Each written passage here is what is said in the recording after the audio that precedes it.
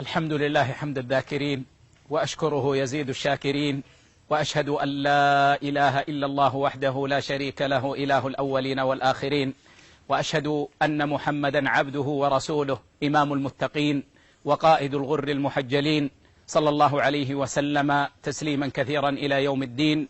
ورضي الله عن آله الطاهرين وأصحابه الأخيار الطيبين.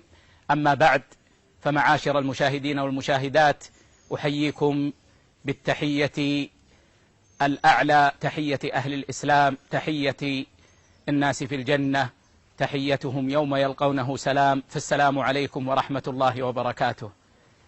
أيها الإخوة والأخوات، إن ربنا سبحانه وتعالى شاء أن يخلق الملائكة من نور، وأن يجعلهم عبادا مكرمين لا يعصون الله ما أمرهم، وشاء أن يخلق إبليس من نار وجعله مع الملائكة في السماء وليس منهم، وشاء أن يخلق آدم عليه السلام ليكون خليفة في الأرض يعمرها بالتوحيد والسنة، يعمرها بالخيرات، يعمرها بالصالحات، فقال لملائكته إني جاعل في الأرض خليفة. فكان جواب الملائكة أتجعل فيها من يفسد فيها ويسفك الدماء ونحن نسبح بحمدك ونقدس لك. لم يكن هذا الجواب اعتراضا، ولكنه كان جواب خوف من الفساد، فكان جواب الله عز وجل إني أعلم ما لا تعلمون. فخلق آدم عليه السلام، خلق آدم عليه السلام وعلمه الأسماء كلها ليري الملائكة فضله، فقال لملائكته أنبئوني بأسماء هؤلاء إن كنتم صادقين. قالوا سبحانك لا علم لنا إلا ما علمتنا، فإنهم لا يعدون ما علمهم الله عز وجل. فأمر الله آدم أن ينبئهم بأسمائهم، فلما أنبأهم بأسمائهم تبين لهم فضل آدم عليه السلام، وأن الله يعلم ما لا يعلمون.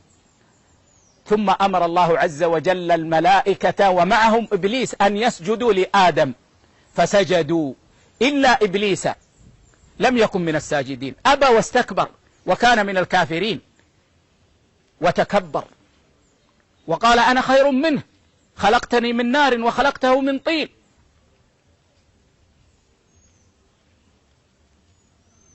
فأمر الله عز وجل إبليس بأن يهبط وأن يخرج، فقال أنظرني إلى يوم يبعثون. أنظرني يعني أخرني إلى يوم يبعثون. لماذا طلب الإنظار؟ هل ليتوب؟ هل ليعبد الله لعل الله أن يعفو عنه؟ لا أبدا. قال ما يريد بين يدي ربنا سبحانه وتعالى. قال الله عز وجل إنك من المنظرين.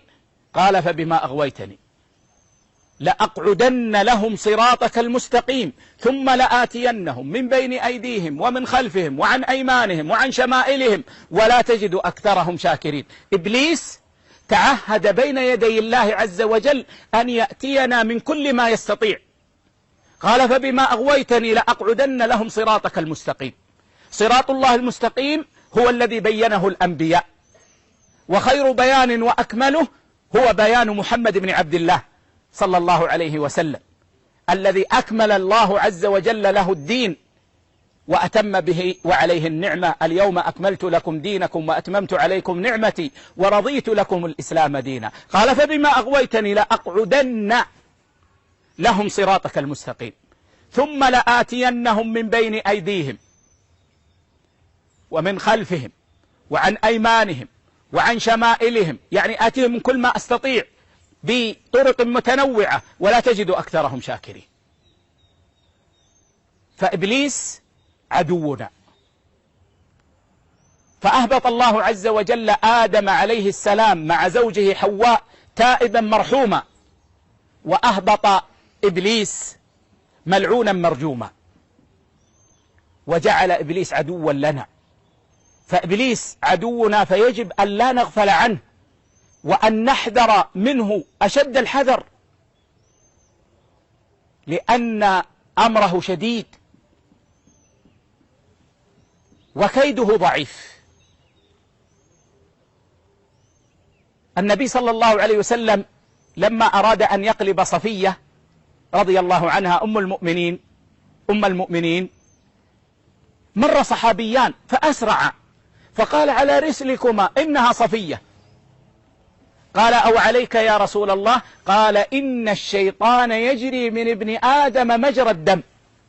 النبي صلى الله عليه وسلم لما خرج في الليل وكان معتكفا وخرج يقلب صفية رآه صحابيان فأسرع، فقال النبي صلى الله عليه وسلم: على رسلكما لا تسرع، إن صفية إنها زوجتي ليست امرأة أجنبية. قالوا: أو عليك يا رسول الله؟ أصحاب النبي صلى الله عليه وسلم أذكياء فهموا المراد، فقالوا: أو عليك يا رسول الله؟ أنا شك فيك يا رسول الله. قال: إن الشيطان يجري من ابن آدم مجرى الدم. فالشيطان يجري منا مجرى الدم، يسعى لإغوائنا. وقد قال العلماء إن الشيطان يشام قلب العبد،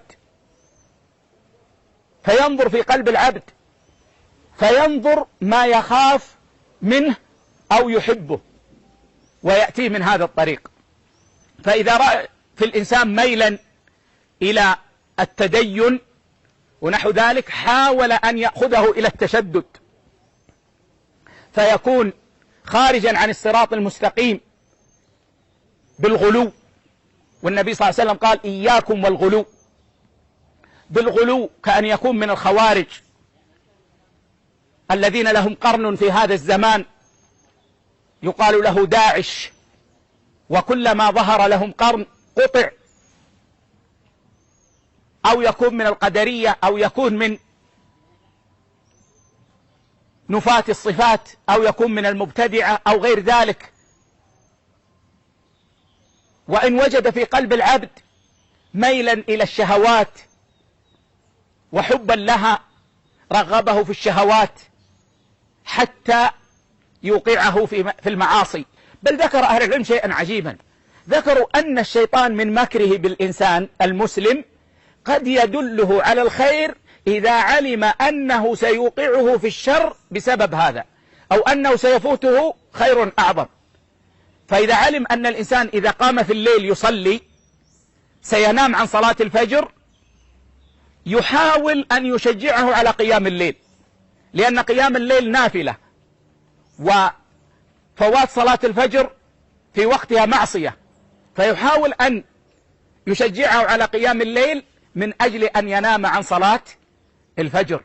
فقد يأتي إبليس إلى الإنسان يرشده إلى شيء من الخير من أجل أن يوقعه في شر، أو من أجل أن يفوت عليه خيرا أعظم. بل قد يأتي للإنسان ويأمره بالأمر بالمعروف والنهي عن المنكر لأنه يعلم أن هذا سيؤدي إلى منكر أعظم.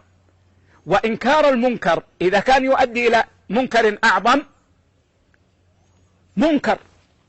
ولذلك ذكر عن شيخ الإسلام ابن تيمية رحمه الله أنه مر بقوم من التتار يشربون الخمر، فأنكر بعض أصحابه عليهم شرب الخمر، فأنكر عليه شيخ الإسلام ابن تيمية أن ينكر عليهم، كانوا قال: دعهم. لماذا؟ قال: لأن هؤلاء يشربون الخمر، فلو نهيتهم عن شرب الخمر لذهبوا يقتلون المسلمين وينتهكون أعراضهم، وهذا أعظم من شرب الخمر، فيترتب على هذا الإنكار منكر أعظم، فيكون هذا الإنكار منكرا. قد يأتي إبليس إلى الإنسان ويقول له الأمر بالمعروف والنهي عن المنكر، فيقوم وينكر بيده حيث لا يجوز الإنكار باليد، أو بما يؤدي إلى فتنة وشر أعظم أو نحو ذلك، ولهذا يرغبه الشيطان فيه. ولذلك يا أخوة ينبغي علينا أن نحذر من مكر الشيطان وأن ننتبه وأن لا ننزلق. وإذا زلت القدم فعلينا أن نكون من التوابين الأوابين، وأن نرجع إلى الله عز وجل. والله يفرح بتوبة العبد، الله يفرح بتوبة العبد إذا تاب وأناب إلى الله عز وجل ورجع إلى الله سبحانه وتعالى، ويبدل سيئاته حسنات، يبدل سيئاته حسنات. جاء في الحديث أن الله عز وجل يقول يوم القيامة لملائكته اعرضوا على عبدي سيئاته وله كبائر، فتعرض عليه الملائكة الصغائر فيخاف من الكبائر أن تعرض عليه، وكلما عرضت عليه الصغائر أقر بها وهو وجل من الكبائر، حتى إذا عرضت عليه سيئاته الصغائر قال الله اجعلوا له مكان كل سيئة حسنة. الله أكبر، ما أعظم رحمة الله. اجعلوا له مكان كل سيئة حسنة. فيقول الرجل إن لي سيئات لم أرها. كان في الأول يخاف أن تعرض ويسكت عنها ويقر بالصغائر، فلما رأى كرم الله وأن الله عز وجل جعل له مكان كل سيئة حسنة قال إن لي سيئات لم أرها، يعني الكبائر، رجاء أن يجعل له مكانها حسنات. وهذا من كرم الله على العبد الذي يقبل على الله. فلنجعل قلوبنا مقبلة على الله ولنخلص لله، وإذا حصل الزلل فلنتب إلى الله عز وجل، فإن لنا في هذا خيرا عظيما، ولنحذر عدونا فإنه لا يغفل عنا. أسأل الله عز وجل بأسمائه وصفاته أن يكفيني وإخواني شر الأشرار، وأن يكفينا شر إبليس، وأن يعيذنا من شرور الشياطين، شياطين الإنس والجن، ومن شرور أنفسنا. والله تعالى أعلى وأعلم، وصلى الله على نبينا وسلم.